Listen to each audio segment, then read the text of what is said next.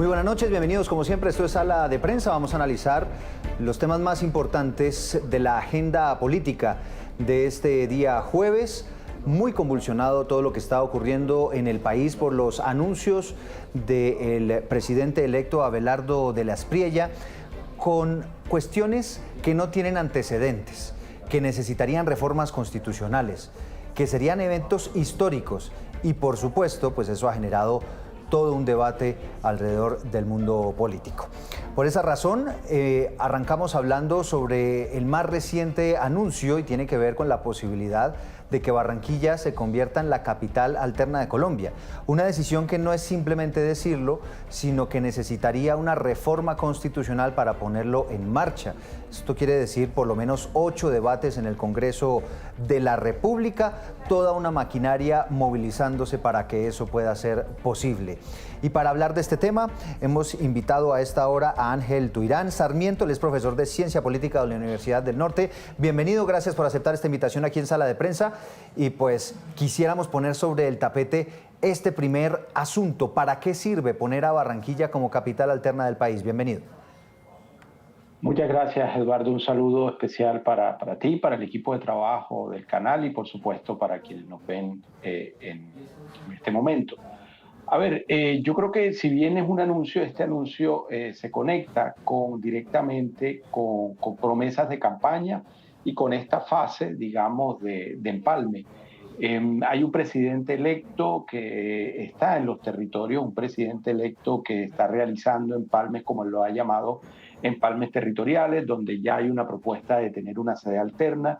Ha elegido al distrito de Barranquilla. Creo que esto es un reconocimiento pues al papel que ha venido realizando el distrito y esa consolidación en términos políticos e institucionales. ¿Para qué sirve esto? Pues yo creo que en clave de lo que puede ser una desconcentración, una descentralización y podríamos decir una posible deslocalización de la presidencia de la República, acerca precisamente la presidencia a los territorios, brinda mayor interlocución con autoridades locales, departamentales y creería también que ayuda a visibilizar esos problemas regionales que necesitan decisiones que normalmente se toman en el centro o en Bogotá. De todas formas, aquí lo importante es que esto se traduzca en decisiones, en coordinación institucional y en recursos concretos para Bueno, profesor Tuirán, pues uno escucha al mundo político y todos están de acuerdo en que es necesario descentralizar, en que es importante que no todas las decisiones se tomen en Bogotá. Pero quizá muchos se han planteado llevar a la institucionalidad a los municipios, a las personas, a las regiones más apartadas, que estas ayudas, que la institucionalidad llegue a esos lugares más apartados. Y en ese orden de ideas, ¿de qué sirve que Barranquilla se convierta, por lo menos en el papel, en lo que se denomina una capital alterna? ¿Eso qué implicaciones tiene? Las implicaciones concretas es que hay un lugar, digamos, en este caso en el Caribe colombiano, una sede de presidencia donde se pueden tomar, decisiones y donde estas decisiones pueden significar fortalecimiento no solo para el área metropolitana de Barranquilla, sino para el departamento y pensaríamos en un primer momento en la región Caribe, fortalecimiento a los recursos que necesita toda administración territorial para cumplir con sus objetivos, que son el recurso humano, el recurso técnico y el recurso financiero. Profesor, y es también... discúlpeme, lo interrumpo ahí. Pero digamos, estas decisiones, eso que usted nos menciona, que evidentemente es muy importante, ¿en qué cambia el tomar esas mismas decisiones en Bogotá que hacerlo desde Barranquilla como capital alterna? Ok, a ver, yo creo que la agilidad, la agilidad en la toma de decisiones. Dos, la cercanía en las problemáticas de estos territorios.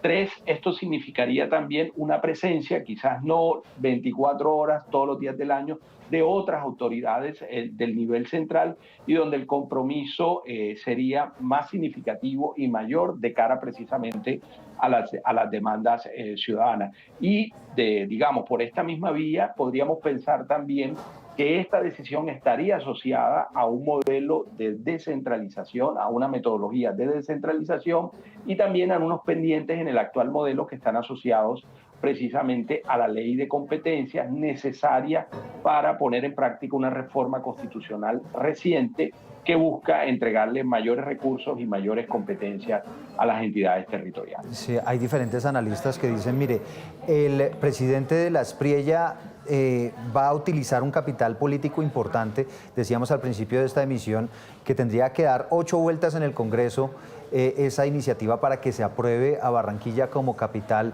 alterna. Y evidentemente él va a necesitar un capital político para sacar muchas otras iniciativas que buscará lanzar en su gobierno.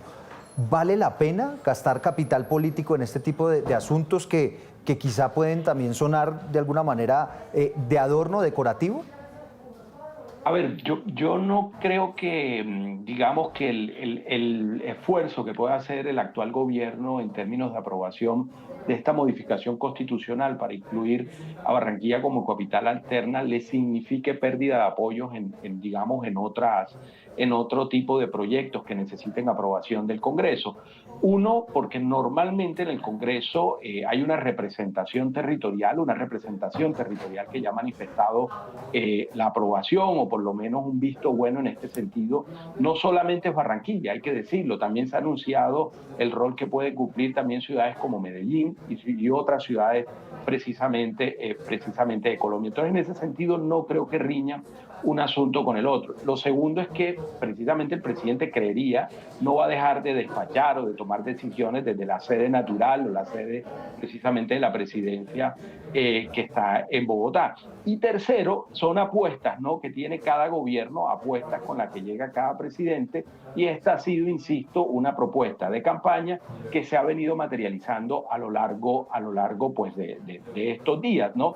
Y más que digamos, una modificación de la Constitución, aquí hoy hay un hecho cierto, un presidente que se encuentra, digamos, en territorios, en regiones, y que también, de alguna u otra forma, nos está presentando una propuesta novedosa hasta el momento, es de esa toma de decisiones desde diferentes lugares del territorio nacional. Insisto, esto es novedoso, pero creo que importante también para trabajar en aspectos, ¿no?, que ya hemos señalado, que se han señalado en diferentes estudios, que es la convergencia regional y la fragmentación precisamente del territorio colombiano. Hay quienes dicen, profesor Tuirán, que si eventualmente hay entidades del gobierno que se descentralizan, es decir, que van a funcionar, usted ya lo ha mencionado, no solamente en Barranquilla, sino también en Medellín, en Cali, en otras capitales, eso, más allá del simbolismo, ¿no podría ser un poco más engorroso el trabajo? Es decir, al final tiene un efecto más positivo que lo engorroso que al final podría terminar siendo todo esto. A ver, normalmente si vamos a la teoría de descentralización y digamos estas formas de Estado, lo que resulta engorroso es precisamente el centralismo, no la descentralización. Por supuesto, tiene que ser un modelo de descentralización planeado, un modelo de descentralización que atienda la realidad territorial y un modelo de descentralización que no traslape competencias.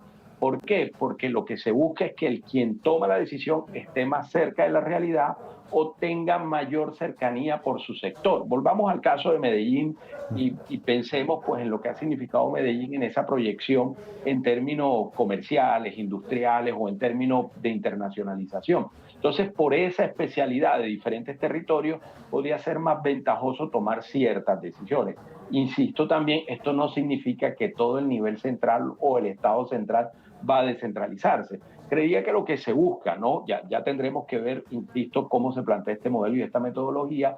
Lo que se busca es flexibilizar o, digamos, atenuar ese modelo centralista colombiano que desde todos los estudios que podamos mirar desde la ciencia política, la administración pública o la economía, es lo que en última se concluye que resulta pesado y difícil de materializar en la diversidad y en las características que tienen nuestros territorios. Sí, bueno, aquí hemos tratado, profesor Tuirán, pues de explicar un poco el fundamento, ¿no? Lo que hay de fondo de esa idea que tiene el presidente de la Aspriella con esto de la capital alterna en Barranquilla y de descentralizar un poco al gobierno.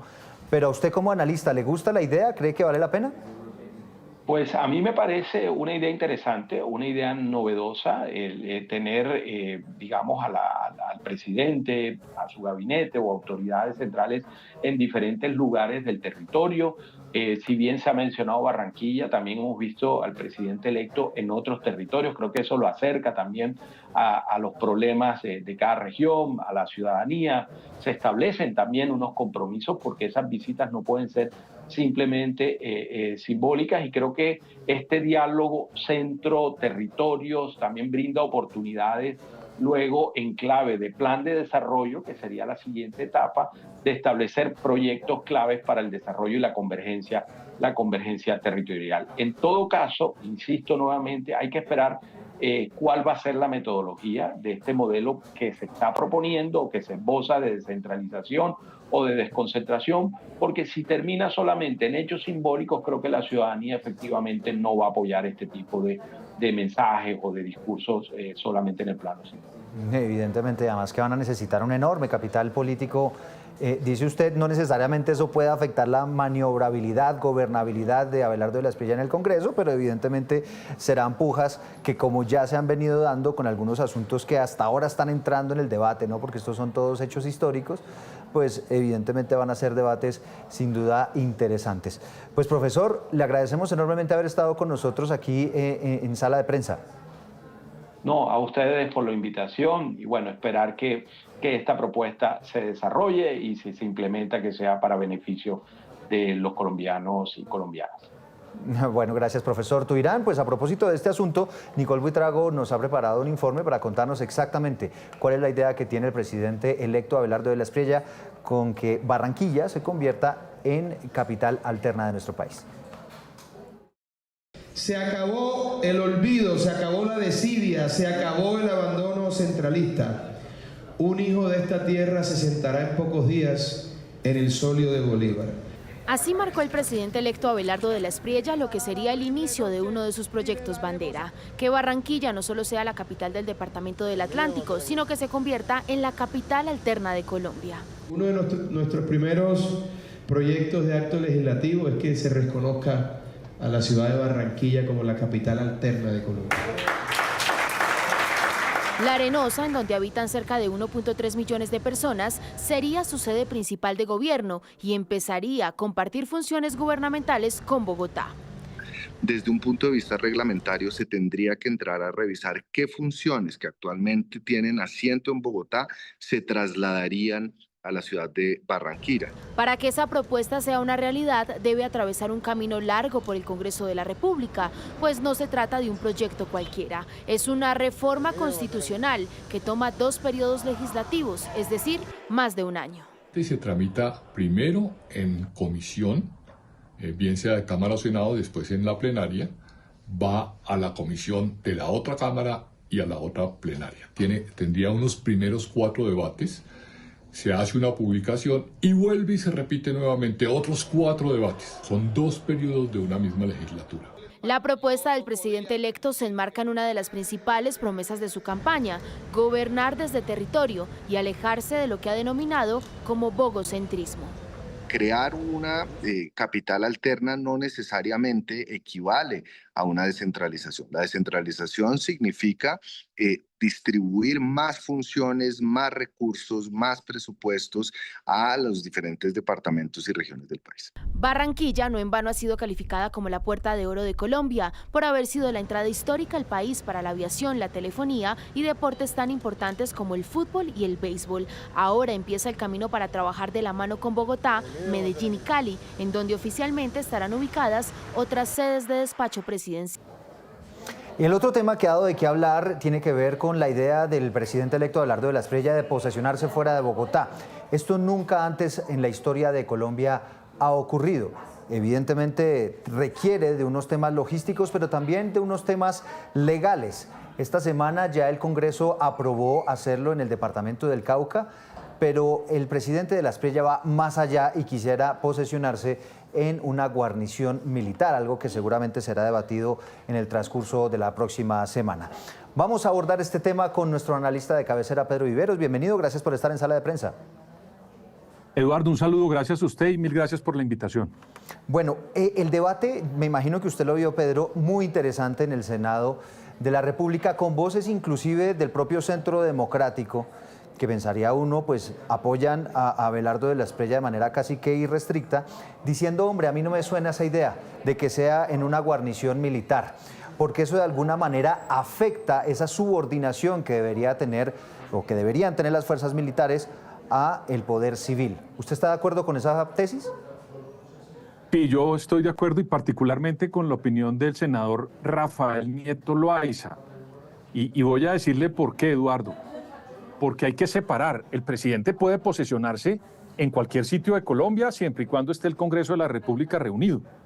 Pero creo que el mensaje de posesionarse en una guarnición militar, pues hombre, es un mensaje donde muchas personas políticamente podrían pensar en una guarnición, imagínese la escena, todo el Congreso, el gabinete, el presidente entrante, la Corte, todos los ministros y la comunidad internacional subordinada a un cuartel, a una guarnición militar. Entonces, por eso es importante tener el debate aparte de las banderías políticas, Eduardo, porque si usted toca este tema, entonces inmediatamente descalifican a alguien del Centro Democrático o a alguien de Abelardo o a alguien de la oposición. Este debate es un debate muy serio porque involucra la interpretación de algo que en Colombia se superó hace muchos años, y es la subordinación de lo civil frente a lo militar, Eduardo. Pero entonces, ya que usted está de acuerdo con ese asunto, se lo voy a poner desde la otra cara de la moneda, que también se planteó en ese debate, y eran quienes defendían la posibilidad de que la posesión sea en una guarnición militar. Dicen, mire, teniendo en cuenta el simbolismo, lo que hay detrás, la importancia, la relevancia que le quiere dar el gobierno de la Espriella a las fuerzas militares y ese apoyo, ese respaldo, pues qué mejor que hacer esto de cambiar el molde, de lanzar una posesión histórica y que efectivamente esto ocurra frente al Congreso. La posición al final sería ante el Congreso, pero desde una sede castrense. Mire, yo entiendo las posiciones de los abelardistas y de los defensores del presidente, pero vuelvo a salirme de ese debate de banderías políticas y lo pongo de esta manera, Eduardo. Siempre se ha dicho que la fuerza militar es no beligerante. Entonces, ¿por qué meterla a un sitio donde lo que se va a hacer es la posesión de un presidente que fue votado por los civiles de Colombia? Recuerde usted que los militares tampoco tienen posibilidad de votar y quieren meter al Congreso de la República y a todos los poderes dentro de una guarnición militar. Lo que podría hacer el presidente, y eso sí lo puede hacer sin ningún problema, es posesionarse en un teatro en Popayán y pasar 3 calles y entrar a una guarnición militar y hacer el homenaje que él quiere hacer con su gabinete ya posesionado. Si vamos a eso, la posesión podría ser perfectamente en Bogotá, inmediatamente tomar un avión e irse para el Cauca. Pero la pregunta se la volteo. Y entonces, ¿y por qué no? O sea, usted me dice, ¿por qué meter a los militares en esto? ¿Y por qué no? Yo creo que es meter a los militares en una escena donde ellos históricamente han estado alejados en este país de pues, las posiciones políticas. Ni siquiera pueden opinar en materia política porque les está prohibido por la Constitución. No son beligerantes, no tienen derecho al voto, por ejemplo. Entonces, me parece que él puede tener el deseo de hacerlo. ¿Y por qué sí me parece positivo que vaya al Cauca? Hombre, porque es un mensaje muy importante. Él quiere gobernar desde las regiones y ese es un inicio bastante importante que corresponde a lo que él quiere hacer, el presidente de la Espriella. Pero creo que lo que no termina siendo, digamos, en materia de formalidad, algo conveniente para la posesión de un nuevo gobierno es meter a todos los poderes del Estado a una guarnición militar cuyo mensaje no sería, en mi opinión, tan civilista como nos hemos caracterizado en Colombia. Eso es simplemente lo que le quiero decir. Y con un añadido, que el nuevo ministro de Defensa es un militar retirado. Entonces las interpretaciones podrían ser múltiples, Eduardo.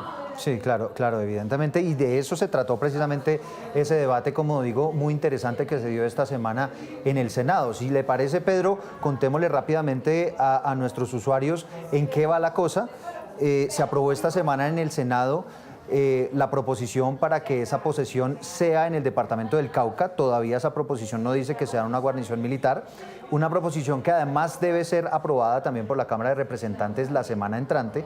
Pero aparte de eso, en el Senado de la República va a haber otra proposición que va a aclarar si esa posesión se va a dar finalmente en guarnición militar o si se va a dar en un edificio civil, como ustedes decían, un teatro, la sede de la gobernación, en fin, muchas otras locaciones civiles que se podrían disponer allí en la ciudad de Popayán, en el departamento del Cauca, para hacerlo.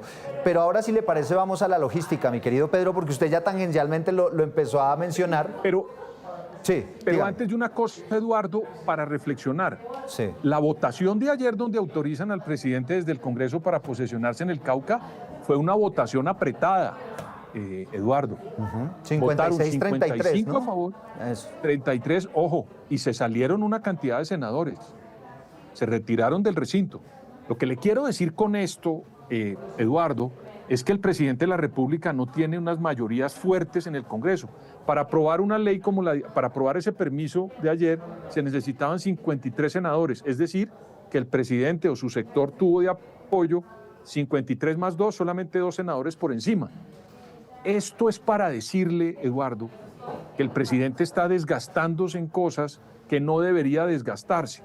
Él debería desgastarse en cosas grandes, importantes, no en esto, en mi opinión, porque de pronto se puede someter.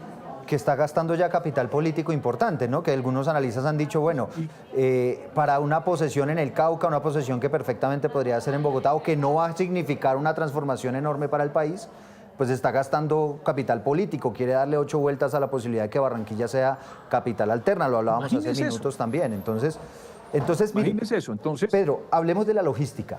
Hablemos de la logística, porque estoy de acuerdo con usted en que ese tema de esa primera batalla que gana Abelardo, ¿no? Podría uno decir que la cosa va 1-1, ¿no? Perdió la presidencia del Senado, pero ya le aprobaron esa posibilidad de la posesión en el Cauca. Es el costo de traslado de los 296 congresistas, pero además vienen los jefes de Estado con sus delegaciones, ¿no? Usted se imagina a Marco Rubio aterrizando en el aeropuerto de Popayán, más los otros presidentes que vengan, ¿dónde van a parquear todos esos aviones? No sé si tenga esa capacidad el aeropuerto de Popayán. Además, van a estar las altas cortes, la Procuraduría, la Defensoría, altas dignidades del Estado. Es decir, aquí estamos hablando del traslado y no solamente el traslado, de la seguridad, porque es que el departamento del Cauca, para nadie es un secreto, Pedro, pues es uno de las zonas más convulsionadas en materia de orden público en todo el país. Primero, pues podría perfectamente hacer una especie de puente logístico con Cali, Eduardo, que sí tiene capacidad de albergar mucha gente y tramitar eso en vuelos o por tierra de una manera bastante blindada la carretera panamericana.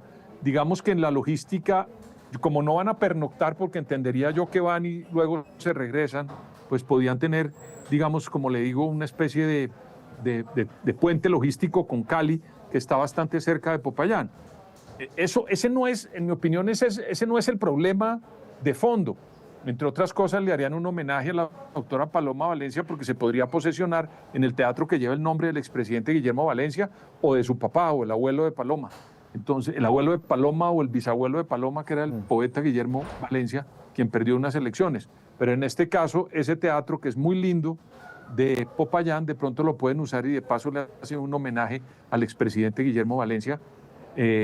Pero la logística, me parece a mí, que no es el problema. Lo de fondo, Eduardo, es lo político. Vuelvo y repito, es meter a todos los que van a una guarnición militar y pretender mandar un mensaje de que están subordinados a los militares. Eso incluso yo creo que no les gusta ni a los propios militares, ¿sabe? Pero venga, no me demerite tanto lo logístico por lo siguiente.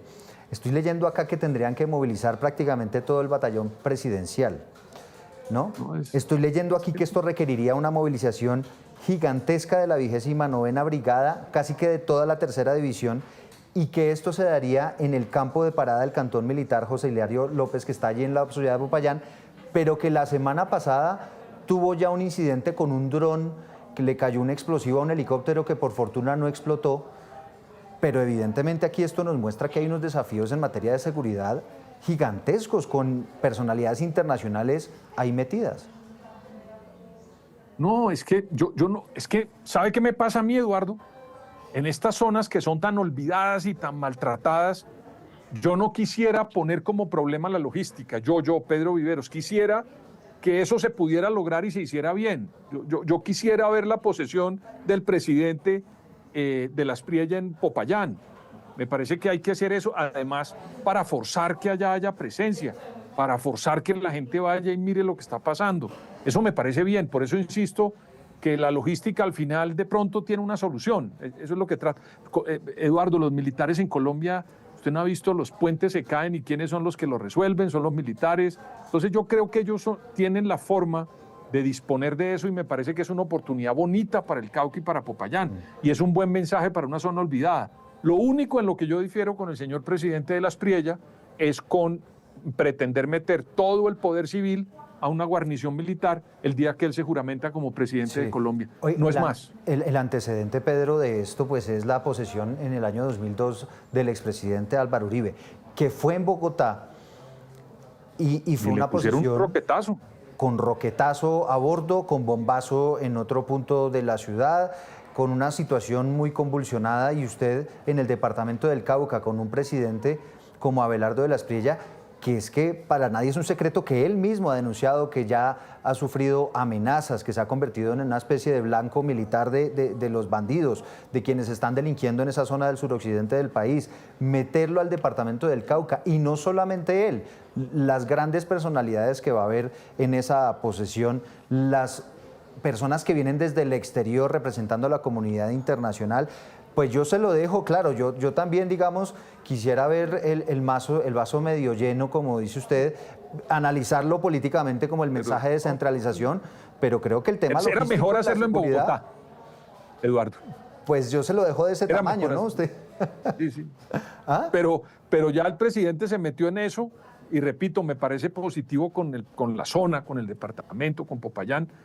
Creo que superarían el problema logístico, pero lo que a mí me aleja como un simple observador es pretender meter los poderes civiles a una guarnición militar el día de la posesión del presidente número 62 de Colombia, Eduardo.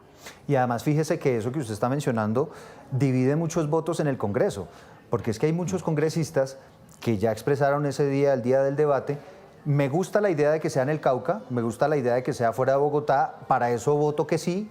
Pero si usted ya le mete la adenda de que va a ser una guarnición militar, voto que no. Ahí ya. Entonces, ¿hasta qué punto esto, y con esto cerramos, Pedro, porque ya me están avisando aquí que se nos agota el tiempo, el hecho de incluir ese tema de la guarnición militar la semana entrante, ¿qué tan complejo va a poner la situación en el Congreso para que le aprueben esa idea que tiene el presidente de la Espriella? Por el resultado en el Senado y por el aplazamiento en la Cámara de esas votaciones, me hace pensar que donde le metan la aprobación de la guarnición militar puede haber unos problemas. Es que la votación de la aprobación para el Cauca fue muy apretada, Eduardo, en mi opinión. Solamente lo superó por 3 votos, creo, o 2 votos, donde logra el 55, sacó 55, necesitaba 53. Pero si le mete la guarnición, mire, le voy a decir algo que yo me enteré también. Iván Cepeda puso la asistencia y se retiró y no votó. Luego a los 32 suman el de Iván Cepeda y se salieron varios senadores para no dañar la idea de ir al Cauca. Entonces, si le mete la guarnición militar, de pronto todos entran y quién sabe en qué quede ese 55. No, y es que incluso muchos sectores de centro han dicho no me gusta la idea de la guarnición militar, e inclusive en el Centro Democrático Rafael Nieto le votaría que no. Y vaya usted a saber lo que ocurre en la Cámara. Pues un improvisado. Rafael Nieto, Eduardo, discúlpeme, no es un improvisado en temas de seguridad y derechos humanos, ¿no? O sea, ese señor Rafael Nieto no está hablando de algo que él no conoce. Es un poco lo que trato de decir. Por eso creo que es válido lo que dice y hay que ponerle mucha atención porque tiene mucho conocimiento del tema de defensa y de derechos humanos. Bueno, pues sin duda, Pedro, gracias. Gracias por haber estado con nosotros aquí en Sala de Prensa. Eduardo, gracias a usted por la invitación. Saludos. Sin duda va a ser un tema para alquilar balcón, una discusión que se debatirá la próxima semana tanto en el Senado como en la Cámara de Representantes para ver cómo le va en esa batalla política al presidente entrante Abelardo de la Espriella. Hasta aquí, Sala de Prensa. Un saludo.